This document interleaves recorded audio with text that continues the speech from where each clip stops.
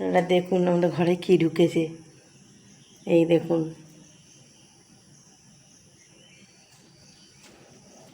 ওই দেখুন কেমন করছে। এর আগেও একদিন ঢুকেছিল, আবার আজকে দেখছি ঢুকেছে।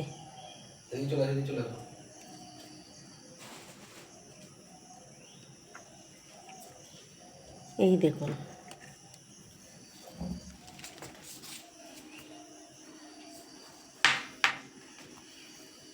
ওই দেখুন কেমন করছে। সরকার ওকে এদিক দিয়ে যেতে তো, ও যেদিক দিয়ে উঠেছে সেদিক দিয়ে যাবে কিন্তু। দেখো দেখো দেখো, এই দেখো, আরে কোথা দিকে যাবে ও ঠিক করে পাচ্ছে না। এই দেখুন বন্ধুরা,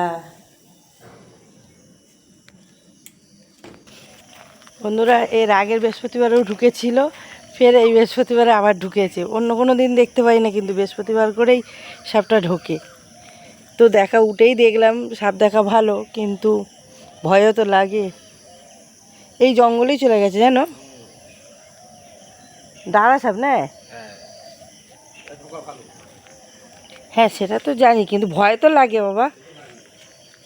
আমি চোখ খুলেই দেখছি কি, এর আগের দিনকার দেখেছি দরজার সামনে শটাং রয়েছে, মেন গেটের সামনে, আর আজকে দেখছি ওই গ্যাসের এখানে। আমি কী আওয়াজ হলো, তারপর দেখি কি যে সাপটা।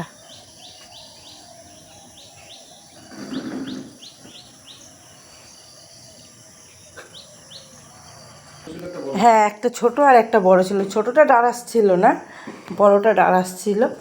কিন্তু এখন এগুলো সব ধুতে হবে জানো। এর উপর দিয়ে এই আমাদের এই অ্যাকোয়াগার্ডের উপরেও উঠে গেছিলো। এগুলো না ধুলে পরে যদি বিষ ফিস লেগে থাকে বা কিছু।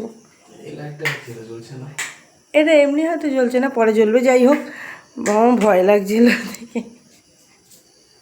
পিছনে আমাদের এখানে বাঁশ গাছ আছে, তো মনে হয় বাঁশ গাছ দিয়ে হয়তো ঢুকতেও পারে। বেয়ে ওপর দোতলা দিয়ে মনে হয় নেমেছে।